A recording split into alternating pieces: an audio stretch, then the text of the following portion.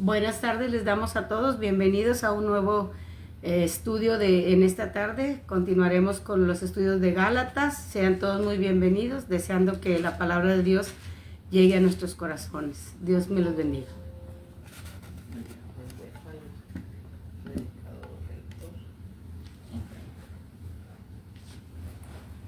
Bien, pues ya estamos de nuevo aquí. Como mi esposa dijo, bienvenidos a todos. Vamos a seguir el estudio de Gálatas. Estamos avanzando aquí en esta parte de Gálatas y ya estamos en el capítulo 5. Ya comenzamos en esta parte del capítulo 5 de Gálatas, que va a ser un estudio sobre realmente lo que es el capítulo 5 y 6 de Gálatas. Ya entra el apóstol Pablo para una vida, diríamos que una vida llena del Espíritu, porque ya aquí da comienzo el apóstol Pablo para tratar justamente lo que es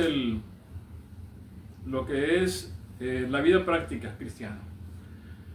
Esa carta, como dijimos o he dicho algunas veces también, está dividida en tres partes.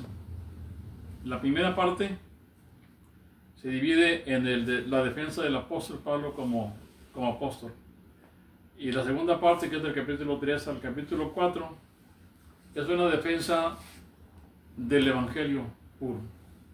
Y entonces esta parte del capítulo 5 en adelante es una aplicación para vivir la vida llena del Espíritu Santo. Por eso, cuando comienza Pablo aquí en el versículo 1 del capítulo 5, dice así la palabra de Dios. Vamos a leer del capítulo 5, versículo 1 hasta el versículo 6.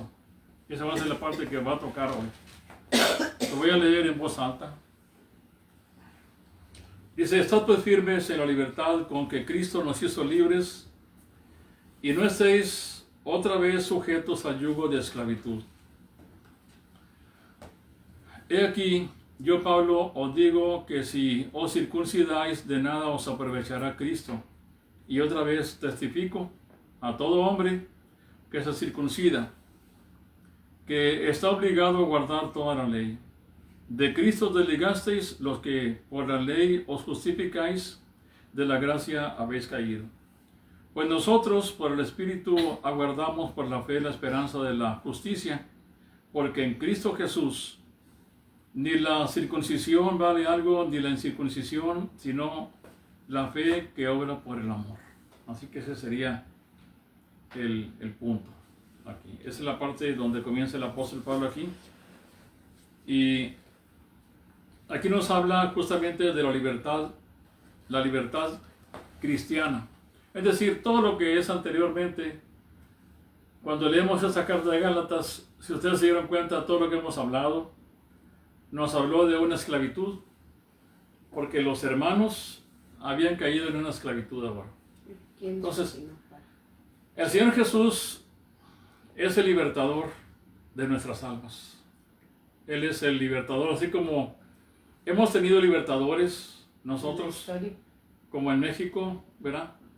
Cuando México fue conquistado por los españoles, pues luego cayó bajo una esclavitud, ¿verdad? Luego vinieron allá, después de mucho tiempo de estar esclavizados, viendo lo que se llamó la insurrección, pues en los tiempos de Hidalgo, de Morelos, de Vicente Guerrero, ¿verdad? Que ellos en 1810 a 1913 fue parte de la historia de nuestro México, cuando México se luchó por la libertad y se quedó de esa manera libre ya.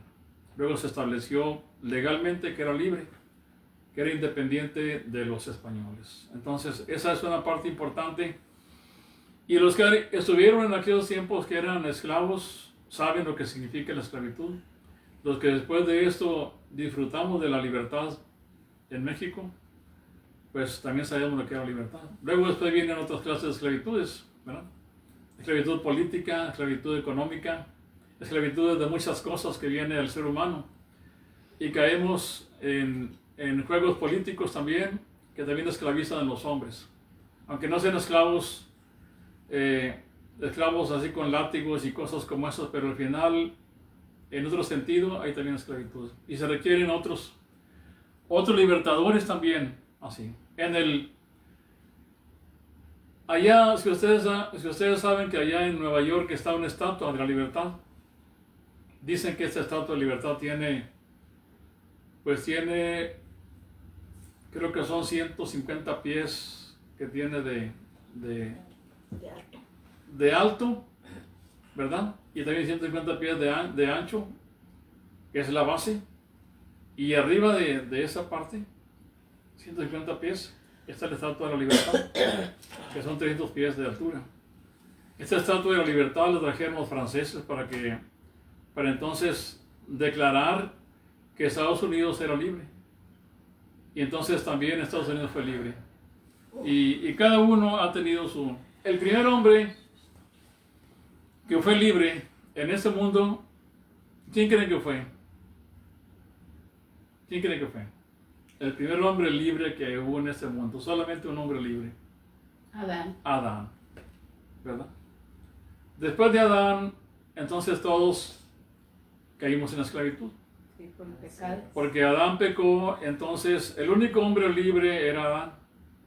Él tenía libertad interna y también había una libertad externa hasta un momento, pero después esa libertad externa cambió porque la esclavitud vino de afuera, no de adentro.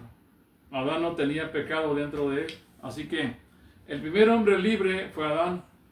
Pero una vez que Adán cayó en pecado, entonces toda la raza que nacimos de Adán venimos a ser esclavos. Entonces Adán solo el único que tuvo libre albedrío. Así es, Adán fue la única persona que tuvo libre albedrío, porque era libre de adentro. No tenía pecado. La libertad significa que no tienes presiones externas ni tampoco internas. Cuando tú decides algo, entonces decides libremente sin presiones ni externas ni internas. Eres libre para decidir. O sea, no hay nada que te force. No hay coerción, no hay una forma que te fuerce a ti a hacer. Cuando Adán decidió pecar, entonces lo hizo libremente. Cuando él decidió de estar del lado de Eva, su esposa, porque la que tentó a Adán no fue Satanás, fue la mujer. Entonces, cuando Adán cayó en pecado, él era libre de decidir pecar o no pecar. Cuando Eva cayó, en cierto sentido no era tan libre porque Eva fue fascinada, fue engañada. Entonces fue como si no estuviera en sus propios cabales, y entonces ella tomó esa decisión. Estaba hechizada. Por eso a quien hizo responsable el Señor primeramente fue a Adán, porque era la cabeza. Entonces, una vez que Adán es libre, toda la raza humana estábamos en la esclavitud. Absolutamente todos. Y por consecuencia, al estar esclavos, nosotros era imposible que nosotros, siendo esclavos, y nuestro amo que teníamos, era el amo más poderoso que había. De los amos muy poderosos, eran reyes y potestades. Porque la Biblia dice que el pecado reinó. Así, cuando habla de que el pecado reinó, está hablándonos acerca de que el pecado es como si fuera un rey que se presenta, que tiene poder, ¿verdad? Tiene poder y subyuga a las personas. Fíjese como dice, por ejemplo, en Romanos 6:14.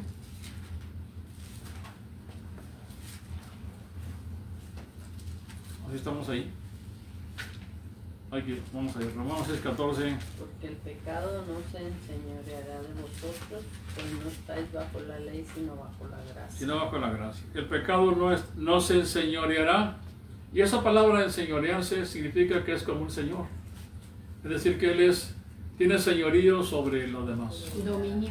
Tiene dominio. Entonces el rey, el señor, el que predomina como rey y señor en este mundo es el pecado. De tal manera que todos los seres humanos, no importa cuánto estudio tengan, no importa cuál sea su rango, ¿verdad?, o su estatus social, si es más pequeño o grande, no importa. Por venir de Adán, él está subyugado al pecado. Y por tanto, al ser subyugado del pecado, va a ser un esclavo del pecado. Eso lo dice el Señor Jesús allá en Juan capítulo 8. Vamos a ver este pasaje. Juan 8:30.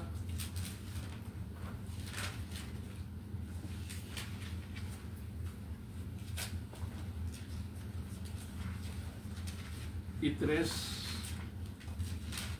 Juan 8. 8:30 y 33.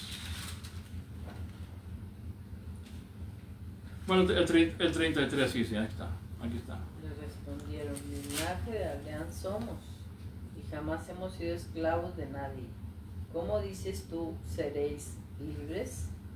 Bueno, esa es la cuestión por aquí de la gente, no nada más de los judíos, sino también de las personas que no son judíos, que no se sienten esclavos, pero son esclavos. Se consideran libres, y eso es un engaño que tienen dentro de cada uno. Porque ellos decían así, dice la palabra, le respondieron, linaje de Abraham, ellos tenían ese orgullo de ser judíos. Dice, linaje de Abraham somos y jamás hemos sido esclavos de nadie. Cualquier persona en este mundo que le hables tú que es esclavo, te va a decir lo mismo también. Te va a decir que no es esclavo de nadie. Él es un profesionista. Él él es libre. A él nadie lo domina.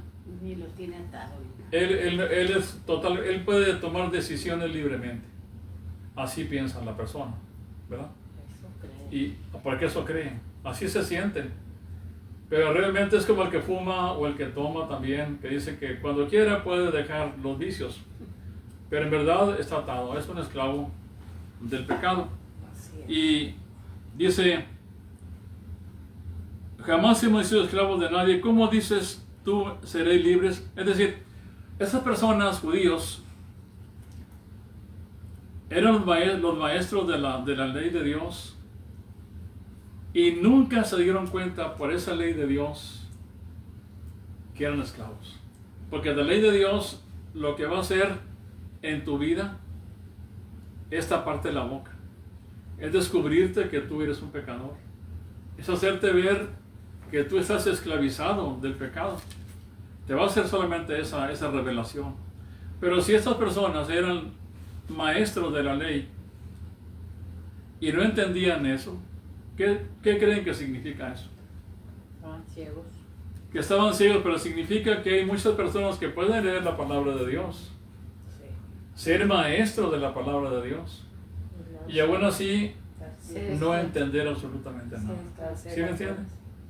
Estas personas podían decir, yo leo la Biblia todos los días. La conozco desde Génesis hasta, en aquellos tiempos hasta Malaquías, porque hasta ahí estaba. Y entonces ellos se dedicaban todos los días, cada sábado se reunían para leer y conocían de memoria muchos pasajes. Pero eso no significaba que ellos entendían la palabra de Dios. Es increíble esto, ¿no? Es lo mismo que traían a Nicodemo. Nicodemo era un maestro y no entendía nada. Entonces, ¿no? Si no eres libre del pecado, no puedes buscar a Dios. Significa que la ley jamás tocó sus corazones. O sea, jamás la leyeron en forma externa. Leían la forma gramatical, podían leer la forma gramatical del pasaje, la forma histórica. Pero la palabra de Dios, que es vida y es espiritual, jamás llegó a sus vidas. Ese es el punto. Así que también nosotros igual. Entre nosotros también puede suceder lo mismo. Puede suceder que leamos la palabra de Dios en forma externa, sin que penetre en nosotros y nos haga sentir y nos haga ver lo que somos. Porque si la palabra de Dios tú la estás leyendo y nunca te descubrió No hace efecto. que eres un pecador, entonces nunca la leíste bien. Hay muchas personas que yo he escuchado que dicen dicen así, ¿verdad? Dicen que leen la Biblia y que la ponen a un lado de su cama y que cuando leen la palabra de Dios tienen tanta paz. Pues si les da tanta paz. Es como un amuleto para ellos. Sí, es como un amuleto, la leen como si fuera un amuleto. Cuando leas la palabra de Dios y la leas correctamente y entonces la leas espiritualmente, entonces ella te va a decir primero lo que tú eres. Te va a decir dos cosas. Te va a enseñar que Dios es santo y que tú eres indigno de Dios. Si tú no ves eso en la palabra de Dios, si tú no percibes eso en ti, tú no has leído la palabra de Dios, lo has leído como cualquier libro, gramaticalmente hablando. Entonces, el hombre está totalmente ciego y el estar ciego está esclavizado. Entonces, eso es lo que está ahí hablando. Al estar esclavizado, pues estamos bajo un yugo de la ley, un yugo del pecado. Cuando el apóstol dice aquí en Gálatas capítulo 5, versículo 1, que ese va a ser el punto principal. Pues, bien. Sí. Dice, estad pues firmes en la libertad con que Cristo nos hizo libres, y no estéis otra vez sujetos al yugo de esclavitud. Ahora, después de haber leído capítulo 1, 2, 3 y 4, ahora viene la exhortación de Pablo para poder aplicar todo lo que había dicho. Y lo que aplica aquí, lo que exhorta es que estén firmes en la libertad con que Cristo nos hizo libres. Ahora, vamos a entender este punto. Esta es palabra de Dios y por tanto eso es su revelación de Dios y eso es lo que Dios quiere para tu vida. Si preguntamos, ¿qué quiere Dios para tu vida? ¿Qué quiere Dios para mi vida? Según este pasaje. Que tengamos libertad. Que nos mantengamos libres en la libertad con que Cristo nos hizo libres.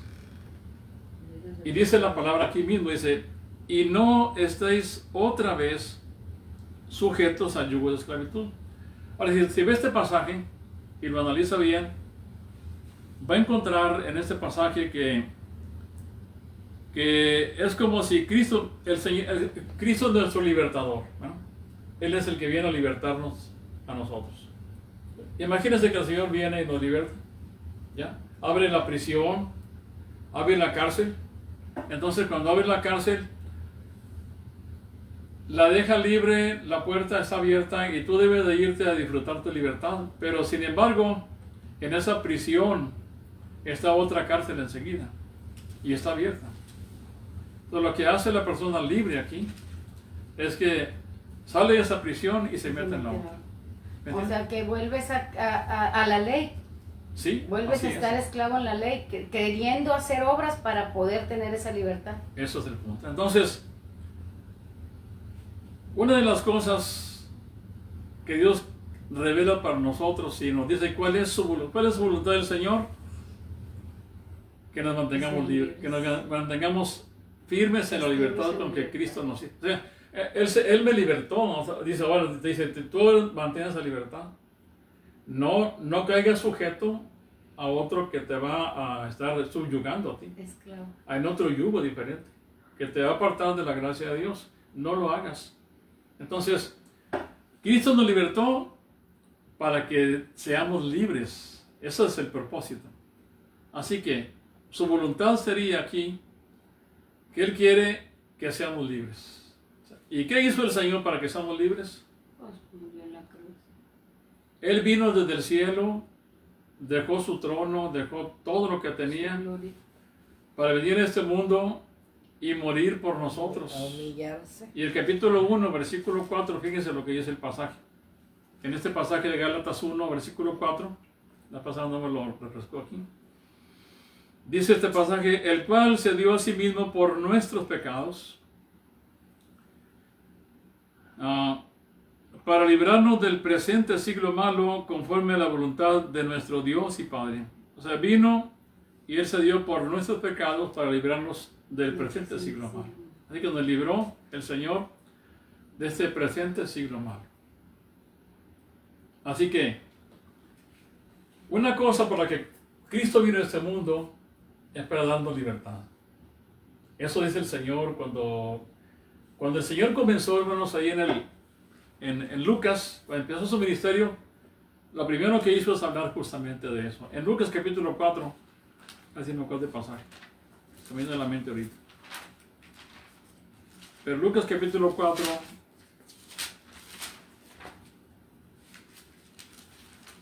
donde dice que iba a pregonar. Sí, capítulo 4, versículo 17 en adelante. ¿Estamos ahí? Sí, amén. Bien. Para que ustedes se dan cuenta, aquí es el Señor. Estas palabras vienen después de la tentación. Y después de la tentación viene entonces su ministerio. O sea, lo primero que va a hacer al empezar su ministerio, va a decir por qué vino el Señor.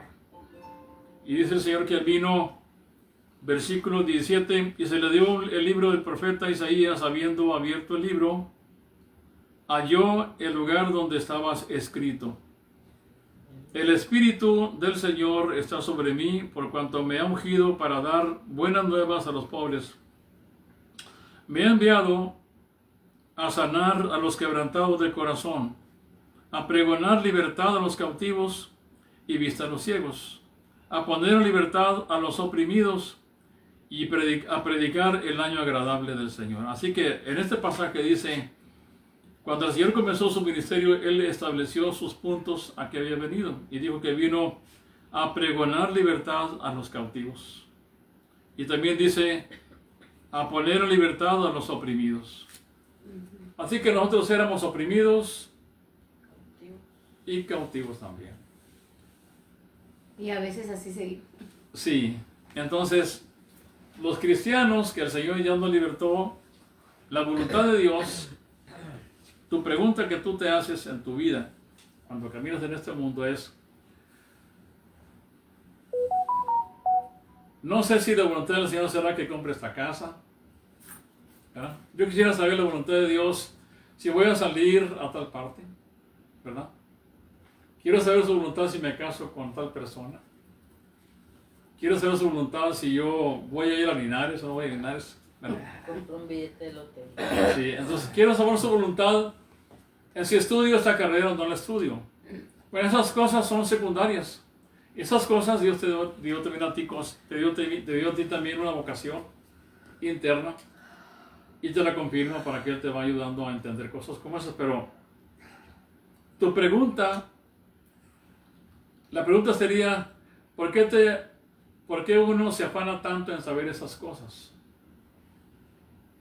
Uno se aplica mucho tu vida en entender y conocer y querer saber si voy a la tienda o no voy a la tienda, si voy a salir o no voy a salir, si me caso o no me caso, si me quedo soltero o no me quedo soltero. Aplica uno mucho tiempo en eso cuando no aplicamos el tiempo en conocer la voluntad de Dios, ¿verdad? Porque la voluntad de Dios, ¿cuál es? Bueno, su voluntad es escudriñar las Escrituras, ¿verdad? ¿Qué más es su voluntad? Pues obedecer. Que oremos al Señor. ¿Qué más es su voluntad? Vuestra santificación, eso es su voluntad. Esas son cosas que están escritas y que son claras en la palabra de Dios. Y entonces, si Él nos dice a nosotros que esa es su voluntad está revelada en la palabra de Dios, y entonces dice que escudriñemos las Escrituras. Dice que oremos al Señor sin cesar. Que vayamos ante Dios, ¿verdad? Que vayamos todos los días, cada día, con rogativas, con oraciones, con acciones de gracias, que estemos delante de Él, que lo busquemos, que tenemos acceso libre delante de Él, porque somos libres. O sea, Él nos libertó y nos dio también un camino libre y acceso libre a su trono. Esos somos la gente libres. Podemos orar en todo tiempo. Los que no están libres no tienen acceso libre a ese trono. ¿Me entienden? Entonces, podemos hacer porque tenemos acceso ante el Señor. Él nos abrió camino. Él es el camino. Él es la puerta. Él es el final también. Él es la meta. Pero ser como Cristo es la meta nuestra. Amén. Entonces, la voluntad de Dios está revelada total y completamente. ¿Por qué afanarnos tanto en esas cosas que el Señor nos puede guiar? Porque tenemos el Espíritu Santo de Dios para que nos guíe a nosotros, pero en las cosas que Él ya nos reveló, ni en cuenta las tomamos. ¿Será esto cierto? Sí, es cierto. Pues sí es cierto, porque si no fuera cierto, cada cristiano en este mundo estaría lleno del Espíritu Santo. Y leyendo la Biblia diario y orando diario y Sería la palabra de Dios arte diario. materia de meditación todos los días. En la mañana, en la mediodía, en la tarde, cuando se acuesta, cuando se levanta, cuando camina. Esa es la voluntad de Dios revelada. Pero aquí en este pasaje nos dice que su voluntad es que nos mantengamos libres. O sea, ella nos libertó a nosotros, pero quiere que nos mantengamos libres. Ahora sí, ya nos dio la libertad, ahora tú no la eches a perder. Mantente en esa libertad. Así que lo que te manda a ti el Señor, lo que me manda a mí el Señor es que tú te mantengas en eso. Ya te lo dio, para mantenerlo. Como dice la palabra de Dios en Hebreos 12, 14, seguir la santidad. Y la paz. Sí, pero ¿cómo dice la palabra? Sin la cual nadie verá al Señor. Seguir la paz y la santidad, sin la cual nadie verá al Señor. Entonces, ya nos hizo santos. Lo que te estoy diciendo a ti es que tú sigas lo que Él te dio. Él te dio santidad. Sí, pues la paz y la santidad. O sea, no le pide a una persona que no es santo que siga la santidad, le pide al cristiano porque ya se la dio la santidad. Así es. Entonces le está pidiendo cosas que Él ya le dio. Así es. ¿Me entiende? Entonces, ese sería el punto aquí. Ahora, el apóstol Pablo ya nos está dejando aquí. Hay más pasajes que dicen que no nos hagamos esclavos de los hombres también. Hablando de la esclavitud. Para que no nos sometamos a esas cosas que, por ejemplo, en Romanos capítulo 6, versículo, vamos a ver, versículo 16. Y ahorita seguimos adelante con lo demás. Romanos 6, versículo 16. Y también 17 y 20. Dice esta palabra: ¿no sabéis que si os sometéis a alguno como esclavos para obedecerle, sois esclavos de aquel a quien obedecéis, sea de pecado para muerte o sea de obediencia para justicia? Lo que tú estás siguiendo, lo que tú sigues, a eso te sometes tú. A lo que tú, no importa si es para vida o es para muerte, si es de pecado o es para justicia. Lo que tú estás siguiendo, lo que tú sigues, eso es, tú te esclavizas de eso. Éramos esclavos del pecado, ahora somos esclavos de ¿qué? Cristo, de la obediencia al Señor, De Cristo. de Cristo. ¿Me entienden? Así que somos como quiera esclavos, pero esclavos ahora libres, porque ser esclavos de Cristo es su libertad. Así es. Entonces, el esclavo que es esclavo de Cristo es completamente libre, porque cuando él se somete al Señor, cuando anda en el Espíritu, entonces lo hace libremente. Porque donde está el Espíritu del Señor, Ahí hay libertad. ahí hay libertad. Entonces, esa es la libertad. Por eso el apóstol dice que nos mantengamos firmes en la libertad con que Cristo nos hizo libres y que no nos sometamos otra vez al yugo de esclavitud. No lo hagas. Ahora, ¿qué yugo de esclavitud está hablando aquí el apóstol Pablo? Bueno, de forma concreta, está hablando acerca del yugo de esclavitud, acerca de las leyes ceremoniales, ¿verdad? Pero más adelante estaba leyendo aquí en Romanos 6, ahora el versículo 17 dice: pero gracias a Dios que aunque erais esclavos del pecado, eso era nuestra vida anteriormente, habéis obedecido de corazón aquella forma de doctrina a la cual fuisteis entregados. Entonces ahora se requiere obediencia. Y esta obediencia es libertad y esclavitud. El obedecer a Dios, tú antes obedecías al pecado, ahora obedeces a Cristo. Entonces, en cualquier situación somos esclavos. Pero esta obediencia te conduce a la vida. Amén. Y esta obediencia la haces en el Espíritu y la haces gozoso. Cuando eras esclavo del pecado lo hacías, pero estabas subyugado por un tirano. Pero ahora ya no es así. Ahora, de corazón, sigues a tu amo. Lo vas a seguir. Porque sabes que en él está el bien para ti. Dice que fuiste entregados. Qué importante es ese punto. Sí, aquí dice, en este pasaje. Sí, el cual fuiste pero gracias a Dios que aunque erais esclavos del pecado, habéis obedecido de corazón aquella forma de doctrina a la cual fuisteis entregados. Él nos entregó, Él nos salvó, Él nos salvó y también nos entregó esa doctrina. Entonces, esta doctrina que está aquí es la que tenemos que obedecer. Al obedecer esa doctrina, obedecemos automáticamente al Señor, porque viene de parte de Dios. Amén. Entonces, ese sería el punto aquí. Y luego el versículo 20 dice: por cuanto eres esclavos del pecado, eras libre acerca de la justicia. Así que aquí lo deja clarísimo. Cuando eras esclavo del pecado, eras libre acerca eras esclavo del pecado, entonces eras libre de la justicia, no tenías justicia de Dios. Eres libre, pero ahora eres esclavo de la justicia, eres libre del pecado. ¿Verdad?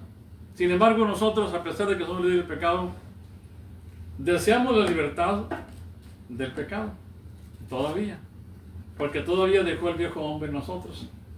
Pero esa libertad del pecado la colocó como una esperanza para nosotros. Porque esperamos también nosotros justamente ser redimidos en el cuerpo.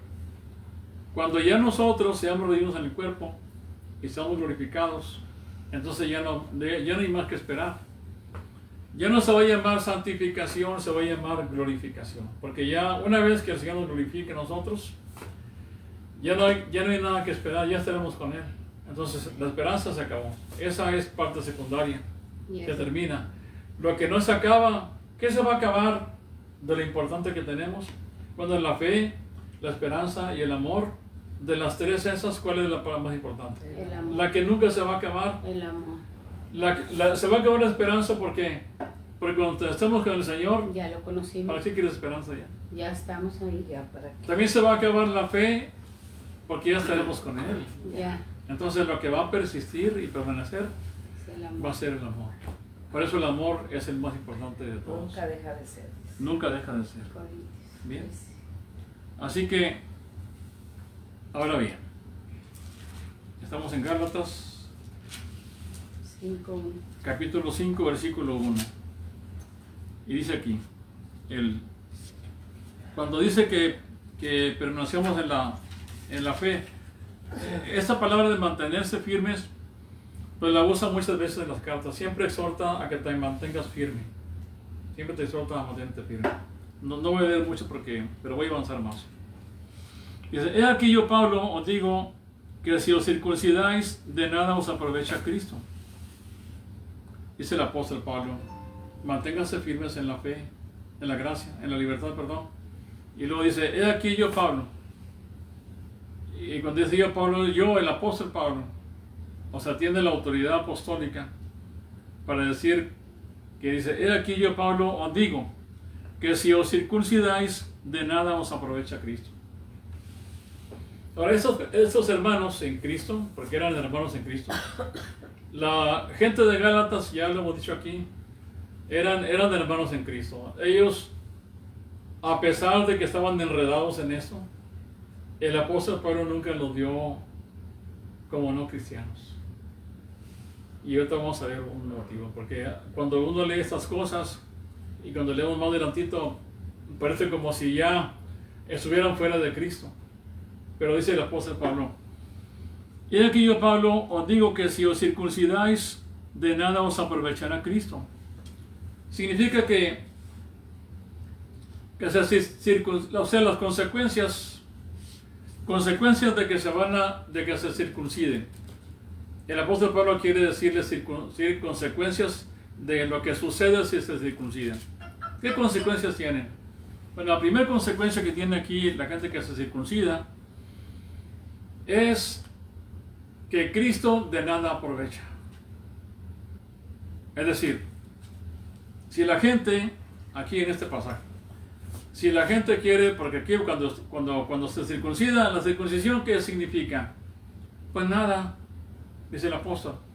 Nada. Pero sin embargo la circuncisión Dios la estableció. Por eso era importante. Porque Dios le dijo a Abraham que se circuncidara. También circuncidó a su hijo. Y de ahí en adelante, pero la circuncisión la estableció el Señor después que justificó a Abraham. Así que cuando justificó a Abraham, después que pasó el tiempo, el Señor le mandó que se circuncidara. y también a su hijo. Así que la circuncisión no tiene nada que ver con salvación. Es posterior a la salvación.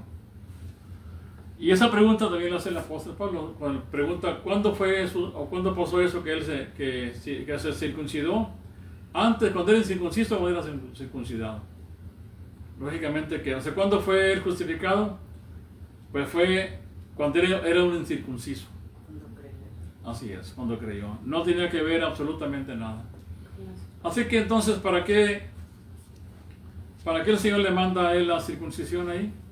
Bueno, primero, si se circuncidan, la consecuencia de esto es que de nada te aprovecha el Señor. Quiere decir que aquí el punto principal es que la circuncisión, si Abraham lo hizo, y también lo hizo el apóstol Pablo cuando no era, y todos los judíos lo hicieron, se circuncidaban.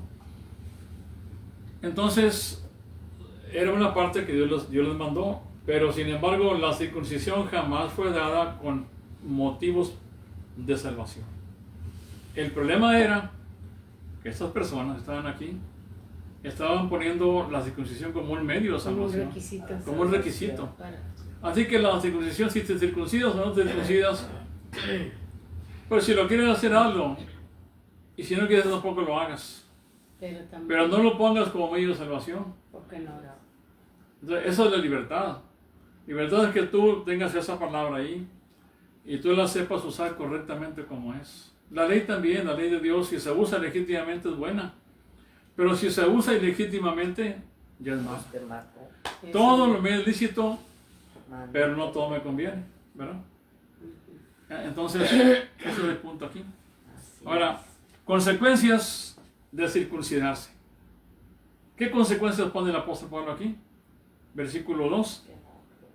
Que Cristo de nada aprovecha. ¿Qué significa? Bueno, significa que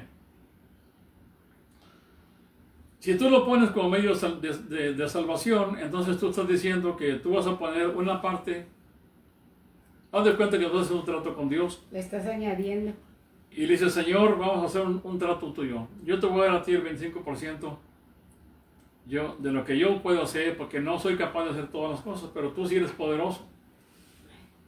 Y yo me encargo del 20% o 25%. Así que lo demás, el 80% es tuya y 20% es mío, ¿verdad? Pero si hacemos eso, entonces su expiación de Cristo, o sea, su sacrificio de Cristo, solamente vale el 80%. No tiene valor de 100%. Y el Señor nos dice que no es así.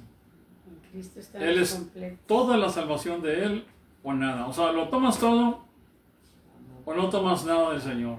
Así que Cristo no te aprovecha.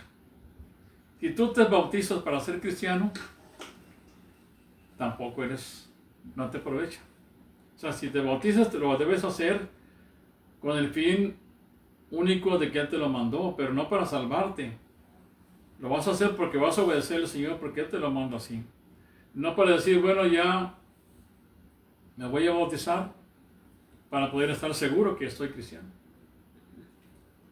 El bautismo no te asegura la salvación. Y el primer ejemplo que tenemos lo tenemos en el ladrón de la cruz, ¿no? Pablo dijo que él no vino a bautizar. Cuando Pablo dice a los Corintios, capítulo 1, dice que él nomás bautizó a Crispo y a Gallo solamente. Y cuando vino, el Señor no lo mandó a bautizar, lo mandó a predicar. Así que, qué importante este punto. O sea, no que desprecie el bautismo, pero el punto principal del mensaje es la palabra de Dios. Así que, hermanos, consecuencias, Cristo no te aprovecha para nada, en absoluto. Número 2. Consecuencia número 2. Otra vez, versículo 3. Testifico a todo hombre que se circuncida, que está obligado a guardar toda la ley. Consecuencia número 2 en este pasaje es que el que se circuncida está obligado a guardar toda la ley completa. ¿Y qué ley? Bueno, toda la ley. Tiene que guardar los sábados, circuncidarse. Tiene que hacer los sacrificios también que hacían en aquellos tiempos, que esa es la ley de Dios. Hacer todo lo que se hacía. Y los sábados guardarlos exactamente como se guardaban en aquellos momentos. Así que las personas que también guardan los sábados, pues también es lo mismo para ellos, porque si no guardan el sábado como le dice la palabra de Dios desde un día antes, y no trabajan en absoluto, porque todos trabajan también. Yo he visto las personas que son sabatistas que también trabajan los sábados. O sea, que no pueden cumplir porque Sí. no es para cumplir. Entonces, mantente en la libertad con que Cristo te hizo libre. Mantente en eso. Ahora, esa es la segunda. Y sigamos adelante. Dice, de Cristo os desligasteis, versículo 4, los que por la ley os justificáis, de la gracia habéis caído. Así que número 3, consecuencia número 1. Número 1 es que Cristo no te aprovecha para nada. Número 2, que si tú te circuncidas, debes guardar toda la ley de Dios. Así que vas a someterte a la ley de Dios. Sales de la gracia, por la gracia de Dios sales de la prisión y otra vez te metes al yugo de la ley. Pero al hacerlo, tienes que hacerlo todo así, como estaba ahí. Y aún así va a ser salvo. Y lo que vas a hacer es que vas a ser esclavo de la ley. Entonces, dice, de Cristo os desligaste. Entonces, lo que sucede aquí es que cuando tú haces esas cosas, te desligas de Cristo. ¿Lo haces a un lado? Entonces, las personas que usan como la Santa Cena y el bautismo, que son gracias de Dios, son sacramentos del Señor que lo establece, deben de ser usados en el uso correcto solamente, porque Él los manda que lo hagamos. No para decir que porque yo sí tomé la Santa Cena y también estuve en el bautismo, eso me asegura de la salvación, en absoluto. Entonces, dice, de la gracia habéis caído. Ahora, en este pasaje, de la gracia habéis caído, es el pasaje que se dice o que se toma para decir que uno pierde la salvación. ¿Será cierto esto? Claro. Porque el pasaje lo está diciendo aquí, de la gracia. Si se cae de la gracia, ¿qué sucede? Pues eres un desgraciado. Sin ¿no? gracia. Estás sin gracia, sí. Estás sin gracia. Entonces, caíste de la gracia. ¿Qué significa esto? Bueno, caer de la gracia significa que te desligas de Él, pero aquí significa que tú estás tomando un camino diferente. Ahora, esos que dice el apóstol aquí se lo está diciendo a los Gálatas. Y dijimos ahorita, la pregunta era si el apóstol los consideraba como cristianos o no. Porque cuando dice estas palabras, de la gracia habéis caído, quiere decir que ahora eran cristianos antes y que ahora, porque se han intentado someter a estas cosas, ya no lo son. ¿Ustedes qué piensan? Dice el apóstol, de la gracia habéis caído. Están desviados. Equivocados. Sin embargo, el pero punto son aquí santos. principal es que ellos están en ese proceso. Y estos no llegan ahí. Porque más adelante, en el versículo 10 de Gálatas, capítulo 5, versículo 10, vamos a leer este pasaje. Confío respecto de vosotros en el Señor, que no pensaréis de otro modo, mas el que os perturba llevará la sentencia. Yo confío respecto de vosotros en el Señor. O sea, fíjense bien lo que el apóstol dice ahí. Yo confío respecto de ustedes, hermanos de Galacia, en el Señor. Están en el Señor. Que no penséis de otro modo. O sea, que no, todavía no están en ese punto. Están siendo movidos a irse para allá. O sea, hay personas que están moviéndolos y están en peligro de que se muevan a circuncidarse, pero Pablo dice, yo confío respecto de vosotros en el Señor, que no penséis de otro modo, mas el que os perturba llevará la sentencia, quien quiera que sea. Ahora, aquí sí pone el apóstol Pablo un juicio a aquel que perturba, a ese falso predicador que está ahí, que lleva mensajes falsos, mensajes que son contrarios a la palabra de Dios.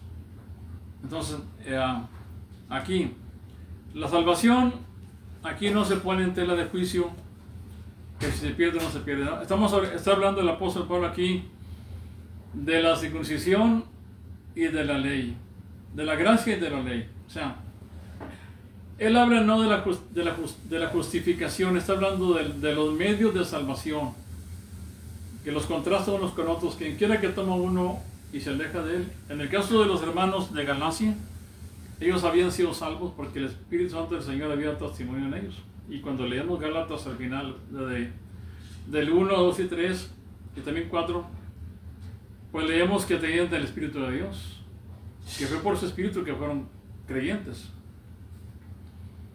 Entonces, ellos siendo cristianos, y aquí está el punto, o sea, siendo cristianos estaban en peligro de pensar equivocadamente. Así que, hermanos, ¿habrá un peligro de que uno sea enredado también? Sí, aunque conozcas las verdades de Dios, puedes conocerlas todas, pero de pronto tú oyes a una persona que te habla de la circuncisión que no es fuera de la palabra de Dios, sino que está en la palabra de Dios, pero mal interpretada. Sí. ¿Me entienden? Entonces ese es el punto aquí. Así que todo lo que el apóstol quiere aquí decirnos es, dice, porque en Cristo Jesús ni la circuncisión vale algo, ni la incircuncisión, sino la fe que obra por el amor. Así que, ¿qué es lo que vale? Bueno, no vale la circuncisión ni tampoco que te circuncides. O sea, no importa si te circuncides tú o no lo haces, eso no vale para nada. Solamente le valía, o sea, no le vale a un gentil, porque él no conoce nada de esas cosas. Pero en los tiempos de los judíos, pues sí les valía a ellos, o sea, valía en un sentido como obediencia a Dios. Ahora, cuando se trata de circuncisión, ellos debían entender que la circuncisión debía ser de corazón, porque ellos también entendieron mal esto, los judíos. Entendieron solamente de la parte del prepucio, pero el Señor decía que deben circuncidar su corazón. O sea, el circuncidarse el prepucio era una señal De obediencia, ¿no? señal espiritual de lo que debían circuncidarse su corazón, o sea, cambiar su corazón. Ese es el punto, es decir que debes cortar todo el lazo del mal en ti y amar a Dios con todo tu corazón. Eso significa eso. Entonces, cortarte una parte del prepucio es como arrancar de ti todo lo malo de dentro de ti. Esa es la forma de comprender, porque dice el Señor, yo para qué quiero tantos sacrificios, para qué quiero tantos holocaustos, para qué quiero tantas cosas como esas. No lo hagan. Pero quiero su obediencia, quiero que circunciden su corazón. Y eso fue lo que Cristo hizo con nosotros. Nos circuncidó nosotros en el corazón, cuando Él nos regeneró. Entonces, ese sería el punto aquí. Por eso, aquí al terminar este pasaje, en versículo 6, aquí termino ya. Porque en Cristo Jesús ni la circuncisión vale algo, ni la incircuncisión, sino en la fe que obra por el amor. Es la fe que obra por el amor, pero el versículo 5, esa es la clave, versículo 5 y versículo 6 sería la clave del andar nosotros cristianos. Pues dice, pues nosotros por el Espíritu aguardamos por fe la esperanza de justicia. O sea, la aguardamos por la fe, ¿verdad? Dice por su Espíritu, por el Espíritu aguardamos por la fe. Así que nuestra forma de vida tiene que ver por el Espíritu de Dios y es por la fe. No tiene que ver por circuncisión, ni por obras, ni por nada que hagamos, porque esperamos también la justicia. Esa justicia completa, porque todavía no la tenemos. Todavía cometemos injusticias.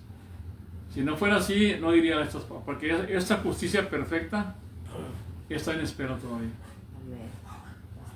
Así que todo esto ya se resume aquí, versículo 6, y aquí termino. Porque en Cristo Jesús ni la circuncisión vale algo, ni la incircuncisión, sino en la fe. ¿Qué es lo que vale? Versículo 6. La fe que obra por la circuncisión, que obra por el amor. Así que el amor, eso es lo que determina todo. Y entonces, esa es la fe. Tu fe obra por el amor. Así que ya viene del Espíritu. Y obra por el amor viene del Espíritu. Y no tiene que ver ya con obras, ni méritos, ni nada. Así que tú no le debes nada a nadie. Dios pagó todo. No tienes que aportar absolutamente Amén. nada. Amén. Así que así quedamos con esto. Así que el punto de este pasaje es que nos mantengamos firmes en la libertad con que Cristo nos hizo libres. Amén. Y ahí terminamos con esto.